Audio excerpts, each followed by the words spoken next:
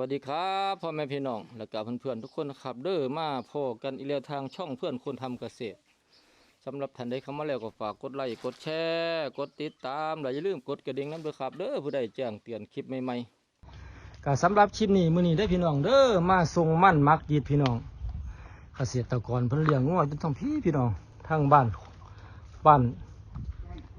บ้านสมสะอาดเนาะบ้านสมสะอาดพี่น้องเพิ่นเลี้ยงงัวใหม่มือใหม่เพิ่นพึ่งหัดเลี้ยงเพิ่นรับราชการพี่น้องรับราชการอยู่ทางบ้านสมสะอาดมาเบิ่งงัวน้ำเพิ่นพี่น้องเด้อถ้าส้มกิจการเพิ่นพี่น้องมาครับสาธิตคือเก่าพี่น้องมาส่งมั่นมักเย็ดเพิ่นสั่งมั่นมักเย็ดมาไว้ถ่ายงัวพี่น้องออกงัวเรามาตรฐานได้พี่น้องเสาวันนี้ผมยังมักอยู่มันอยู่ดิเสาเล็กเนี่ยเพิ่นมีของพิเศษพี่น้อง นี่เสาเบิ่งมาตรฐานพี่น้องเสาเพิ่นเสาก็เสาสามเหลี่ยมเนาะสาเนาะเพิ่นไปประมูลได้พี่น้องมีแต่เล็กดีๆพี่น้องเสาเพิ่นมาตรฐานเนาะข้างบนเป็นห่านเฟื่องพี่น้องเก็บเฟื่องไว้ได้พร้อมเลี้ยงโดนไปได้เลี้ยงว่า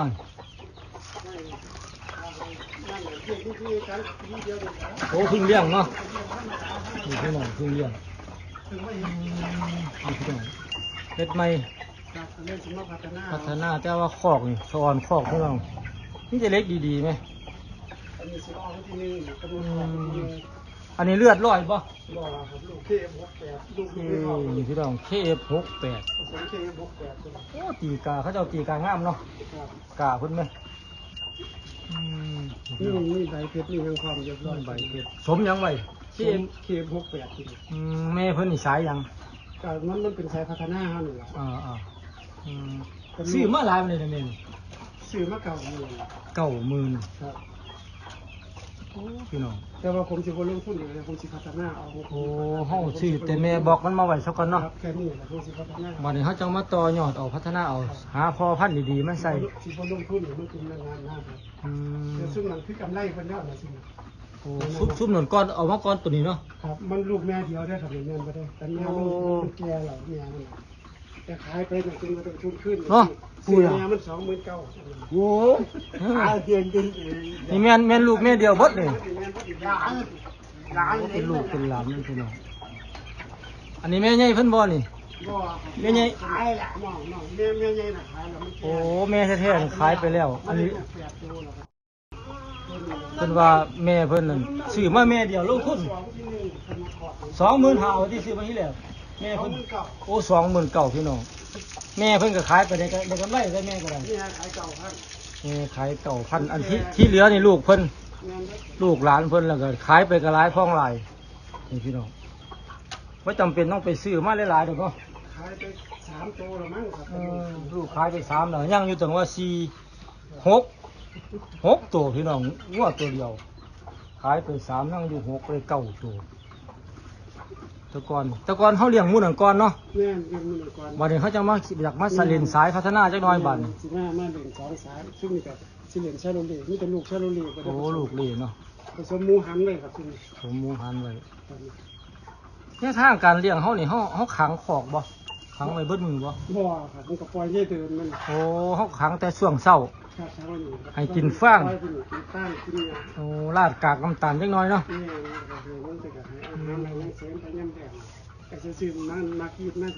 โอ้ให้กินเวสิเนาะก็บ่ถือว่ายากข้างนอกก็มีขอกปล่อยเล่นเนาะนี่ซึ่งก็มีขอกย่ำพี่น้องที่เพิ่นก็หลายได้พี่น้องแต่ว่าแม่เนี่ยเอามาใหม่เอามาเดี๋ยววันที่7กรกฎาคมมาอยู่น้ำเฮาวันที่7เนาะกรกฎาคมใกล้เดี๋ยวตัวนึงใกล้สิคลอดเพราะหางกำหนดวันที่1หางมันลุบลงแล้วเนาะครับมันลันสะโพกมันลันเลยพี่น้องลันลงไปแล้วต้นนั้นผสมอันดามัน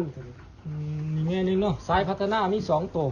เดี๋ยวสุขุมแม่โอ้คุณเนี่ยว่ามัน2พี่น้องซื้อมาจากมันเนี่ยบ้านดงโอ้บ้านแสนอุดมนี่พี่น้องอันแม่นี่พ่อยังคนใดมานี่อันดามันเนาะสมเนาะก็เป็นงัวเอฟคือกันครับเอฟสีแดงพี่น้องแต่ว่าก็เป็นงัวธรรมดาเนาะ บ่แม่นว่างัวเลือดลอยเป็นงัวธรรมดาเป็นงัวบ้านเฮาแต่ว่าเพียงแต่ว่างัวจดเอฟพี่น้องงัวสมเอฟไป สมหลอดนะ สมหลอดแม่เพิ่นมาจากหลอด มาพัฒนา เอฟใดนี่ F1 นี่ F2 เป็นเรื่องขับเล่น โอ้ F1 พี่น้อง F1 โอ้นี่พี่น้องเลขขาอยู่เลขนี้แม่นี่หลายไปได้มานี่ ต้นสีชาติครับมือเก่า 69เนาะความสูงมันสูงเท่าไหร่ 140 104เนาะ 100 ก็หูบ่ยังยาวเนาะ เป็นนี่หัวมันสิครับ หูพอดีบ่ซาซ้ำ พอดีค หูบ่กายปากเนาะ ำบัวพอดีคำนี้ว่า อืมอันนี้งัวซื้อมาใหม่ ครับเป็นน้ำตาที่คลิปเขา งัวที่ลงไปคลิปบ้านแสนอุดมพี่น้อง อันที่ว่าอันให้ไปขายดาวอังคาร เขาเจ้าเม่นไต่คลิปว่าขายดาวอังคารเด้อว่าซั่นเพิ่นได้ขายอยู่พี่น้องแต่ว่าเพิ่นหันบ่ได้ขายบ่ทุกตัวเพิ่นขายอักตัวก็เขาไม่ซื้อเอาขาย3นี่บ่ ครับนี่เลย หลายไปเลยทั้งนี้ทั้ง4บ้านนี่ 140 104,000เพิ่นห้องเท่าไหร่ 15 โอ้มันก็ลดแค่10,000เดียวนึงเนาะ ว่าเป็นนี่ผมแต่ผมจองเองวันนี้นอกผมคุยเอา โอ้ 147 อืม47 โอ้ นี่พี่น้อง แต่ผมเป็นไอ้น้องผมคุยกันเอา อืม ผมบ้างเลยแต่ผมเป็น14 โอ้นี่พี่น้อง ได้ผมได้ เพิ่นซื้อมาจากผมไปลงคลิปไปถ่ายคลิปนี่แหละพี่น้องเพิ่นนำไปซื้อมาลูกมันนี่พี่น้อง แต่เป็นเอาคนซื้อกันอะไรก็ได้เอา 3ตัวเนาะ ครับชี้ได้ทองเลย นี่มีในท้องก็มีอีกพี่น้อง ที่ผมไปถ่ายคลิปอยู่บ้านแสนอุดมอำเภอบ้านดุงนี่พี่น้องเพิ่นไปซื้อมา เพิ่นผสมยังสติงเล่หมดลูกคุณนี่ไปมัน อ่า ครับ ลูกหลอดบ่เด้ ครับ เพิ่นที่ผสมไปน่ะ อันนี้31 เออนี่เพิ่นว่า ลูกรอยเบิ อื ด มพี่น้องอันนี้เพิ่นซื้อมาใหม่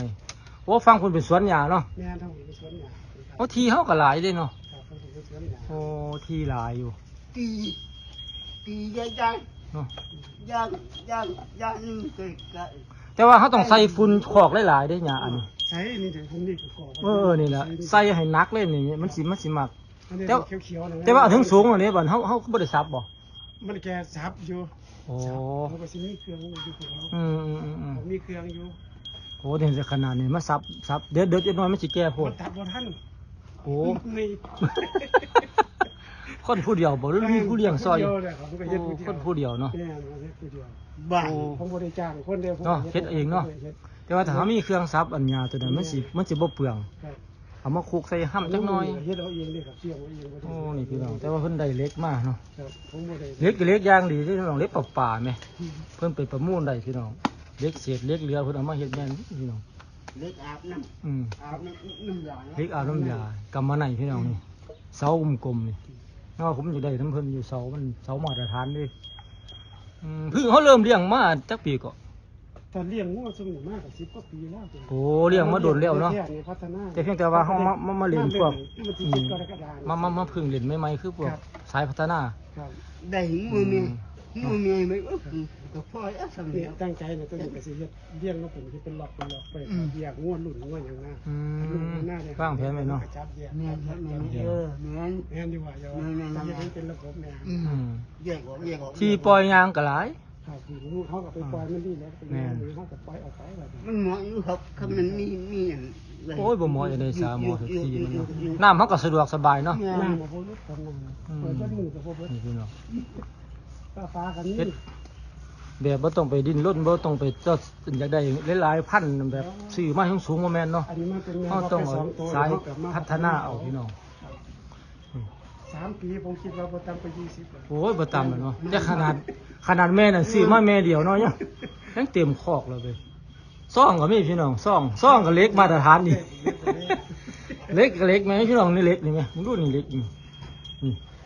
ตัวยึดมันเรียบร้อยพี่น้องนี่เจ้าของดีๆเล็ก ย่างมากกับจับกับแม่หันซ้อนสิยาสิให้สิเอง มันเทิงคนไปเป็นใบเฟื่องพี่น้องเป็นเฮือนหลังหนึงคนละอืม เย็นพร้อมเด้ เนาะมันโล่งมันเย็นทีมันก็เหมาะพร้อมพี่น้องอากาศทายเท่ดี แต่ว่าปีนี้สิเฮ็ดตะไคร้หมู่ฝากออก มุ่งเนาะกันยุ่งเนาะ เฮ็ดอย่างเฮ็ดบ่ได้เฮ็ดบ่ได้ลง ฟังนี่ก็ต้องมุ่งอีกเนาะ มุ่งเขาจะได้เตรียมไว้เป็น โอ้ฟังแล้วก็เช็ดซ่องอาหารเนาะ ครับในช่องอาหารน่ะ อื กำลังเฮ็ด นี่พี่น้องกำลังเฮ็ดซ่องอาหาร สิทั้งนี้ให้ยาทั้งนี้ก็ให้ฟาง โอ้บ่ต้องยุ่งยากกันเนาะให้ฟั ฟาง ง ให้ฟางของมันให้ยา มันพร้อมสถานที่ครับพร้อม กับงูเห่าก็บ่หลายเกินเนาะ ครับ โอ้น้ำนี่ก็มองนี่เนาะน้ำก็ต่อใส่จอเอาข้อเดียวมานี่ระบบดีเนาะมีระบบอันบริหารจัดการดีพี่น้อง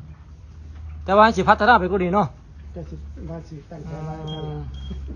นี่พี่น้องนี่ข้ออันห้างเด้อพี่น้องเด้อยังไงสิ เขาจะมาเลี้ยงเอาแต่หน้าหัวเป็นลำเป็นสันเลยแบบนี้ บ่มีเนาะ แต่ความตั้งใจอยากจะให้เป็นตัวอย่างคนนี้ ครับ เป็นสิ่งนะ อืม แต่ความตั้งใจ อืม มันเพราะว่าอยากจะออกจากเขา ครับ ออกนี้จากแบกแบบเก่าๆเนี่ยมาส อ่า มัยนั่น อดีตแนวใหม่ๆนี่เนาะ ครับผสมผสานกัน อื มาม แต่หันบ่เน้นซื้องัวเขามาหลายแต่พัฒนาเอาหันเฮาซื้อมามันก็เป็นนอนทุนหั่นเนาะเม็ดเท่าใดห้างเพิ่นลองห้างเพิ่น เม็ด เม็ดหนึ่ง เม็ด นี่ นี่ นี่เนาะ เม็ดหนึ่ง อันพี่น้องอันเฮ็ดเกษตรกรผู้ใดสิเลี้ยงงัวอย่าเฮ็ดแคบพี่น้อง มัน เฮ็ดเม็ดอันหาเฮ็ดมันน้อยมันสิเหี่ยลงผีแม่เหี่ยอันนี้บ่มีเหี่ยพี่น้องทิ่มไม่โลดบ่มีเหี่ยอืม มัน ข้างในเฮาแค่คนกินมันยืนกิน เนี่ยเลยหมองมันจริงๆ2-3 มื้อผมก็สิกวาดเช่นนึ โอ้ ง แต่เฮาต้องเฮ็ดหยาบบ่ หยาบครับสักหลอก โอ้สักล่องด้วยพี่น้องเด้อบ่แม่นประเทศละคัดมันบ่แม่นเนาะ บัวเลยเนาะมันเหลือ นี่มันพัดเอาออกนี่2-3 มื้อผมก็สิ โอ้คอยเชียแต่บ่ลื่นเนาะ บ่ บ่ลื่น แต่นี่ผมก็สิเอาออกไปข้างนอกยามผมสินี่มาปุ๊บเฮาก็ปล่อยให้ลมมันโขกมันก็แห้ง โอ้ ไป2-3 มื้อเฮาก็เอา มันก็แม่น จนมันก็ปล่อยผม เพ ก็ ราะ ปล่อย เพราะว่างัวเฮามันก็บ่หลายเกินข้อก็สะอาดพี่น้องข้อก็แห้งดี เพราะว่าขอกมันกว้าง แม่ซื้อมาใหม่เอาไปนอนครอบคุณบ่ ผมก็สิเฮ็ดตัวนั้นไว้ให้ โอ้มันมีหลายหม่องพี่น้องอันที่เฮาหลายเฮาก็แยกไปได้หลายๆหม่อง ผมก็สิสนุกกับสิเรียกกันสิเฮ็ดให้ คอกมันก็แห้งมันก็สะอาดอื โอ้ ม ไป ผู้ใดสนใจอยากมาเบิ่งมาส้มแนวทางเด้อพี่น้องเด้ออยู่บ้าน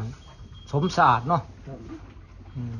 เฮาซื้อไว้จังไดล่ะบัดเจ้าของฟาร์ม ซื้อปานครับ ซื้อปานเนาะ ครับ แต่ก่อนเฮาเฮ็ดงานข้าราชการเนาะ ครับ เดี๋ยวนี้ใกล้เกษียณแล้ว เกษียณแล้ว โอ้เกษียณล่ะ เกษียณได้2 ก็สิได้เฮ็ดได้เต็มที่บัดนี้เนาะ ครับ แต่เก่ายังเฮ็ดงานอยู่พี่น้องบัดนี้เพิ่นเกษียณแล้ว หลังเกษียณก็เลยว่าสิมาเฮ็ดอีกละ อันมีผู้ใดอันต้องการอยากมาส้มฟาร์มก็มาได้เนาะ ครับ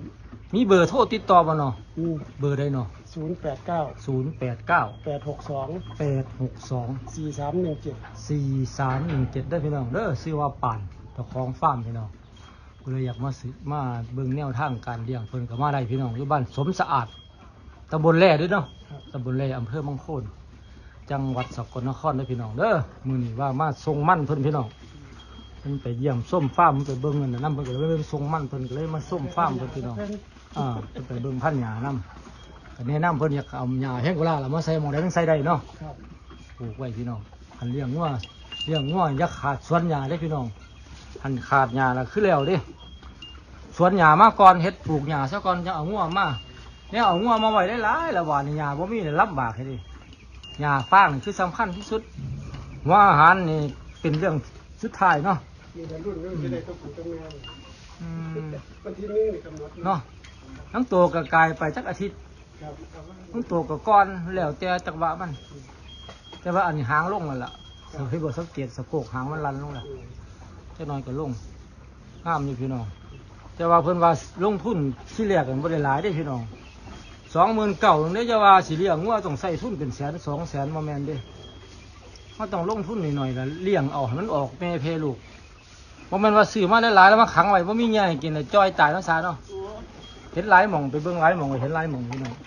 อันแนวทางการเลี้ยงงัวอีหลีนี่พี่น้องคือการลงทุนเฮ็ดเอาเนาะ เฮ็ดเอาเนาะ บ่แม่นว่าซื้อมาขังไว้เด้พี่น้อง แม่น เขาซื้อลงทุนแม่สอนแม่งามๆแล้วมาผลิตลูกเอาบานนี้ ผลิตอยู่บ่ จะได้หยังก็สร้างเขาเจ้าสมให้โลดบ่จำเป็นต้องไปซื้อหลาย F2 ออกมาF3 อันนี้เงิน200,000ก็ซื้อจัก2ตัวละแสนนี่พ่อเนาะแล้วละคนลงทุนเป็นล้านแม่บ่ได้จำเป็นปานนั้นเด้อพี่น้องเด้อแนวทางการเลี้ยงก็เลี้ยงแบบสบายๆพี่น้องก็สำหรับคลิปนี้มื้อนี้เอาไว้ซ้ำนี้ก่อนนะครับเด้อคลิปหน้าพอกันใหม่ก็สำหรับคลิปนี้มื้อนี้ขอจบไว้เพียงแค่นี้ขอบคุณ